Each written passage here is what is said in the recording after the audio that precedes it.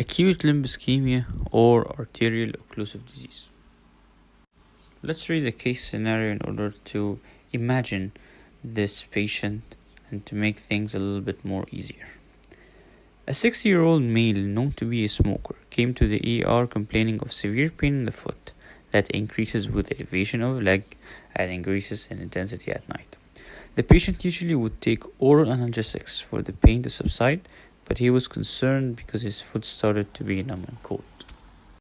As a general practitioner, the provisional diagnosis of this case should be acute limb ischemia, since acute limb ischemia can be very, very critical, and treating a limb ischemia should be an emergency and should be at the top of my mind in order to save or to preserve the limb from amputation. Now, in any acute limb ischemia case, we have to consider the risk factors for this disease. Now, in this case, we have an old male.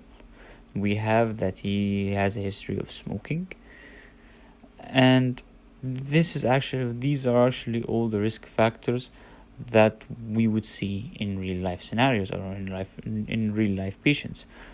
These risk factors include age, being old, male. He can also be diabetic, hypertensive, smoker, and obese. Now, you have to correlate these risk factors with general heart disease. Now, these risk factors are also risk factors for ischemic heart diseases and different heart diseases, and these two have correlation, since heart diseases affect the perfusion of limbs, which can cause acute limb ischemia, which can cause the loss of one of the limbs. Any acute limb ischemia is usually considered in 6 P's. The complaint of any acute limb ischemia is considered in 6 P's. You've got pain, pulselessness, pallor, perishing with cold, paresthesia, and paralysis. Now, paresthesia and paralysis are late conditions, especially having rest pain. This means that this patient is in a critical and severe limb ischemia and should be revascularized immediately. Now, all these complaints or all these signs and symptoms have a meaning that the limb is lost in perfusion. The pain comes from nerve ischemia. The pulselessness comes from a complete loss of blood flow in the arteries. The pallor comes from the complete loss of blood in the capillaries. Perishing with cold, the same reason with pallor. Paresthesia, now we've elevated from pain to nerve ischemia, to nerve damage and nerve death. Paralysis is basically the nerve has no blood supply and it's gone. As a general practitioner, when you examine a limb that is critically ischemic, you have a couple of signs that you might view. 1, the color of the skin is pallor. 2, the pulse irregularity that you might feel. Sometimes you might feel that there's a irregular pulse, or maybe the pulse is completely abnormal. And when you use your stethoscope, you will hear some abnormal heart sounds with some murmurs that can be correlated as anemic murmurs or murmurs of heart diseases. Now, the investigations we use for acute limb ischemia is to see the blood flow in the blood vessels. Is to see and feel and understand what are we looking at in terms of the blood flow. So that's why we immediately go for the duplex ultrasound in order to image the blood flow. And then the most diagnostic part, and this is usually used in internal arteries that can be hard to be seen, we use MRA or magnetic resonance angiography, which is the most diagnostic and the most accurate investigation of choice. Now, we might use other investigations that in order to exclude other causes and potential complications. For example, we might ask for an ECG. This is to exclude the possibility of an acute myocardial infarction if there's an upper limb ischemia. We might ask for a urine analysis or the serum creatinine in order to just exclude any potential complications of renal failure. Now, as a general practitioner, your role is simply two goals in mind: perfusion and analgesia.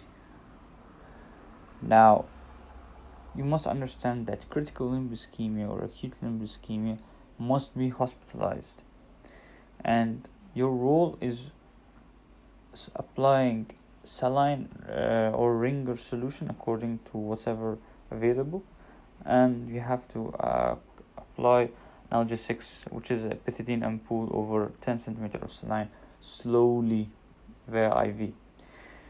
Now, there is a slight solution to this. As a general practitioner, you're not completely useless. So you can also, while admitting the patient, lower this limb in order to increase the perfusion pressure via gravity. So you extend the possibility of preserving the limb. Now, of course, as a general practitioner, you immediately request the senior because you want to achieve revascularization as soon as possible in order to preserve the limb from amputation. X notes, or the acronym for extra notes. Now, there's an index that is measured usually in the emergencies, which is the ankle brachial pressure index, or the acronym of ABPI. Now, the ankle brachial plexus pressure index refers to the difference of blood pressure between the lower limb and the upper limb. Usually, the lower limb is higher in blood pressure than the upper limb. Therefore, this index ratio is always equal to or greater than 1. During cases of acute limb ischemia, especially in the lower limb, you've got low blood flow in the lower limb, therefore low blood pressure in the lower limb. Therefore, the blood pressure in the lower limb is lower than the blood pressure in the upper limb. Therefore, this index becomes smaller than 1. Now, as a general practitioner, you only need to understand that lower than 0.3 is usually critical limb ischemia, and critical limb ischemia always and requires immediate revascularization options. And therefore, that's the only thing that matters as a general practitioner. Now, there's a side note here that in diabetic patients, because they have severe calcification of the vessels, and also in patients with atherosclerosis, they can also give a high reading, which is a false high reading in this pressure index.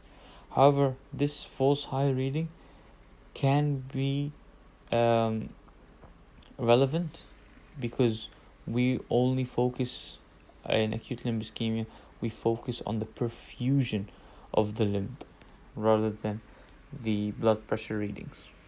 Why we measure oxygen tension, we measure blood saturation levels of oxygen, we measure and we visually have to evaluate the limb through the color presented in the limb itself.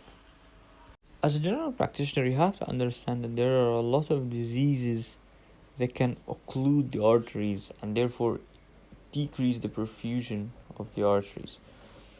Rather than the systemic disease and the disease that we already talked about that are commonly interpreted in the risk factors, there is also specific diseases that affect the limbs. Be able to recognize them and separate them from each other. So let's start off with the first disease, and probably the most easiest to identify, which is the intermittent claudications. Now, intermittent claudications happens only when the patient exercises. So the pain alleviates, or the pain increases, the pain intensifies during exercise, and it alleviates during rest. It's the most common site for this pain is in the calves. The second disease that we could talk about is the Leriche syndrome.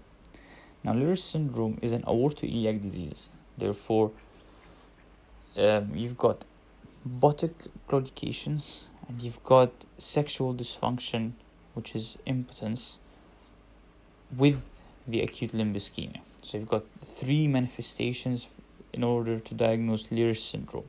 Leriche syndrome is an aortoiliac disease. Aortoiliac disease meaning that the bifurcation of the iliac arteries is affected.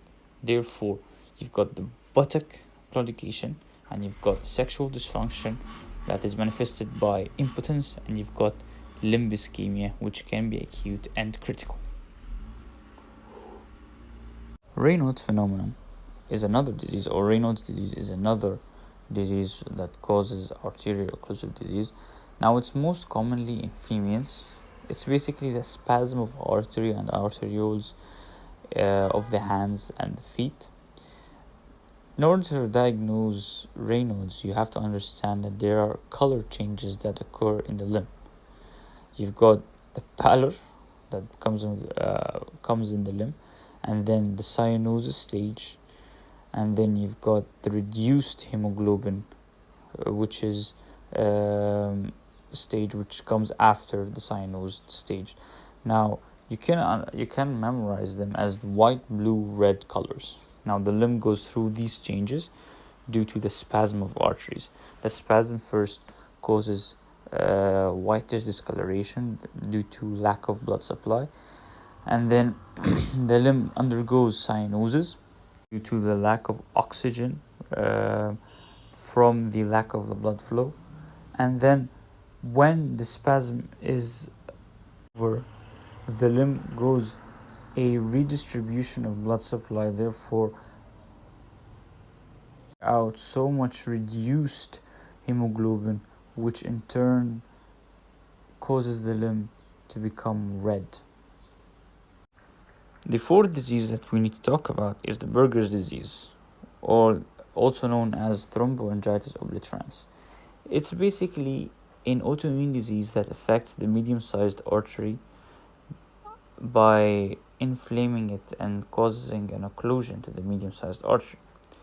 Now, the most common treatment, as it's an autoimmune disease, you've got the autoimmune complex, which is steroids, pulse steroids, and all the above, all these autoimmune disease medications. However, an important mechanism of treatment is the cessation of smoking. The patient of Buerger's disease must stop smoking. The disease we talk about is the carotid disease. Now, it's commonly manifested by transient ischemic attacks and amaurosis fugax, which is basically unilateral temporary blindness, and stroke, which is an ischemic type of stroke. As an examination, as a general practitioner, you can sense the carotid bruit, whether it's in the lower part of the mandible or the upper part of the neck. Mesenteric disease, however, since it's mainly targeting the mesenteric arteries, you've got mesenteric angina, which is basically abdominal pain after having food. And then you've got abdominal pain, you've got shock, you've got bleeding. Now, these are all vague manifestations. However, the spot diagnosis in this disease is basically having a mesenteric angina when the patient complains of having an abdominal pain, especially after having heavy meals.